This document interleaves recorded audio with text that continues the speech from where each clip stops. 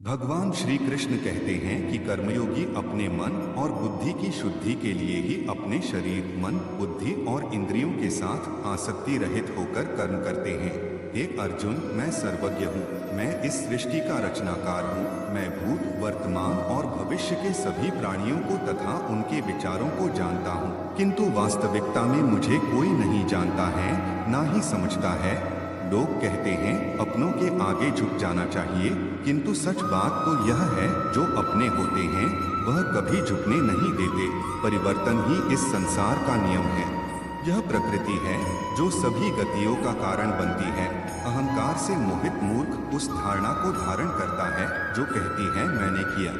गर्मी और ठंड, सुख और दर्द की भावना इंद्रियों के अपनी वस्तुओं के संपर्क के कारण होती है।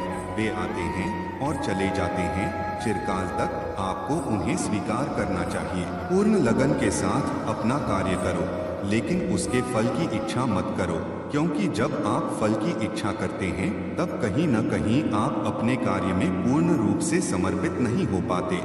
गति के लिए चरणों पर ध्यान देना आवश्यक है, किंतु प्रगति के लिए सदैव आचरण पर ही ध्यान देना चाहिए। प्रकृति द्वारा निर्धारित कर्तव्य का पालन करते हुए व्यक्ति ने कोई पाप नहीं किया। जिसका मन उसके वश में नहीं है, उसके लिए उसका मन शत्रु के समान है। वो मूर्ख हैं जो प्रेम को बकवास कहते हैं। प्रेम इस दुनिया की जड़ है जिससे दुनिया बनी है।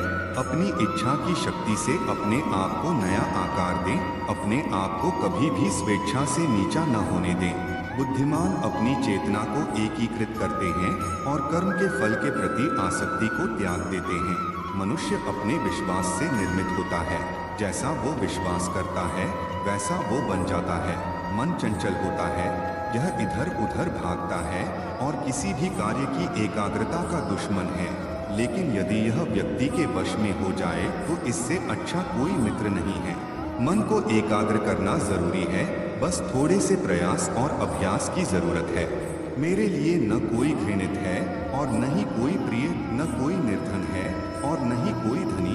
बस जो भक्ति भाव के साथ मुझे याद करते हैं मैं उनका हूँ और वो मेरे। श्री कृष्ण उन्हीं के हैं जो श्री कृष्ण के हैं। भगवान तो बस प्रेम भक्ति के भूखे हैं। जो भी उनकी भक्ति में लीन होता है, जो भी प्रेम से उन्हें याद करता है, वो सदैव उसका कल्याण करते हैं। मैं हमेशा तुम्हारे साथ और तुम्हारे आसपास रहता हूँ, चाहे तुम कुछ भी कर रहे हो। जब भी आप कोई बुरा कार्य करते हो या अच्छा कार्य करते हो, आपको लगता है कि कोई देख नहीं रहा, तो यहाँ श्री कृष्ण कहते हैं कि तुम जो कुछ भी कर रहे हो मेरी दृष्टि सदैव तुम पर है। इसलिए आप यह मत समझे कि आप अकेले हैं, आपके साथ श्री कृष्ण सदैव हैं। जीवन में आधे दुख इस वजह से आते हैं क्योंकि हमने उनसे आशाएं रखी जिनसे हमें नहीं रखनी चाहिए थी।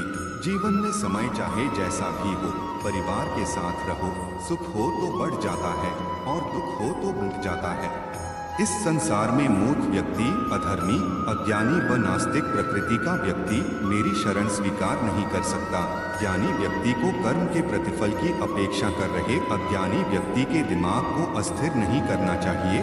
अपने जीवन में कभी भी ना किसी को आनंद में वचन दे, ना क्रोध में उत्तर दे और ना ही दुख में कभी निर्णय ले।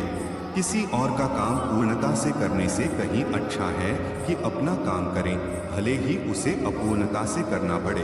मैं ही इस सृष्टि की रचना करता हूँ, मैं ही इसका पालन पोषण करता हूँ और मैं ही इस सृष्टि का विनाश करता हूँ। जो कुछ हुआ अच्छे के लिए हुआ, जो हो रहा है अच्छे के लिए हो रहा है, जो होगा वह भी अच्छे के लिए ही होगा। तो सकारात्मक रहो और अपना कर्म करो।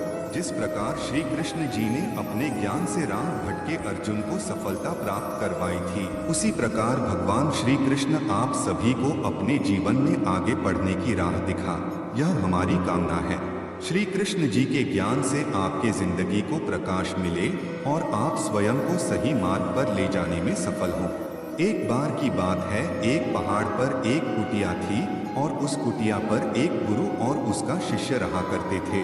उन गुरु को बहुत ही सिद्धियां प्राप्त थीं और उनकी सिद्धि हर जगह प्रसिद्ध थी।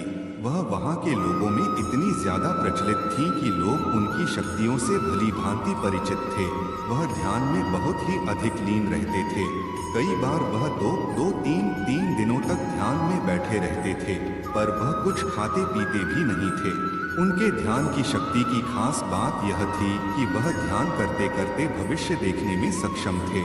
एक बार ऐसे ही वे ध्यान में लीन थे तो एकाएक देखते हैं कि अगले 8 दिनों बाद उनके शिष्य की मृत्यु तय है, और यह भविष्य देखकर वह अत्यधिक व्यथित हो जाते हैं और परेशान होते हैं। उनका ध्यान एकाएक भंग हो जाता है।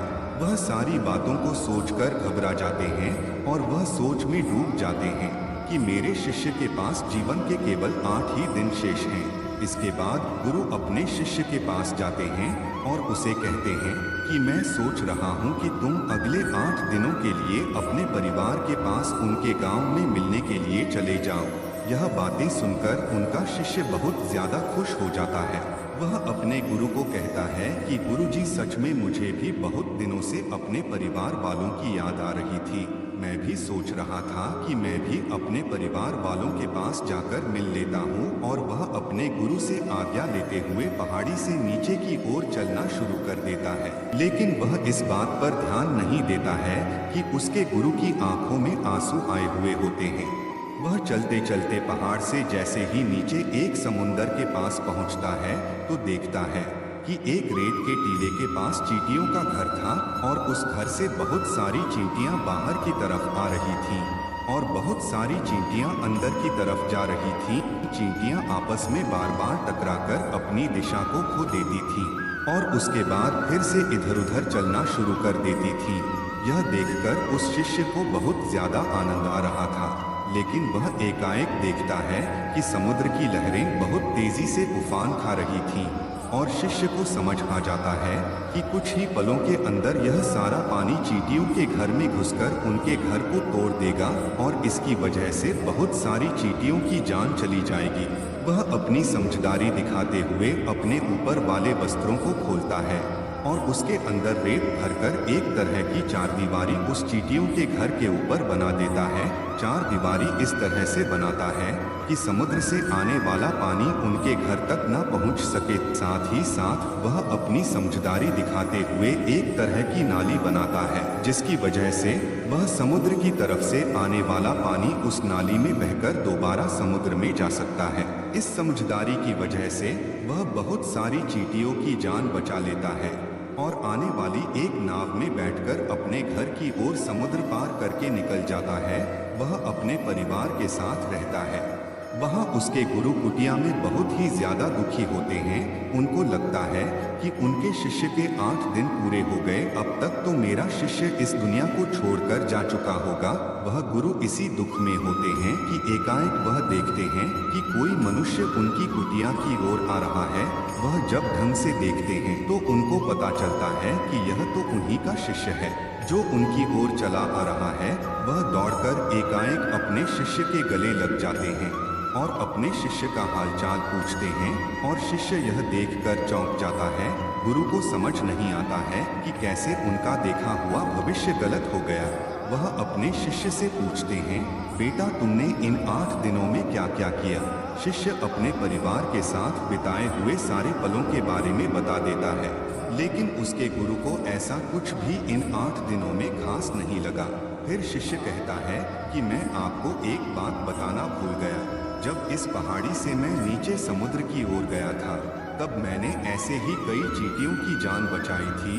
उसके बाद गुरु समझ जाते हैं कि उसके कर्मों की वजह से ही वह शिष्य बच पाया था, और गुरु एकाएक कहते हैं कि कर्म जरूर लौट कर आते हैं। तो साथियों, इस कहानी से हमें यह सीख मिलती है कि जीवन में हमेशा ऐसे कर्म करो जो कि कभी लौट कर भी आए तो आपका भला ही करें।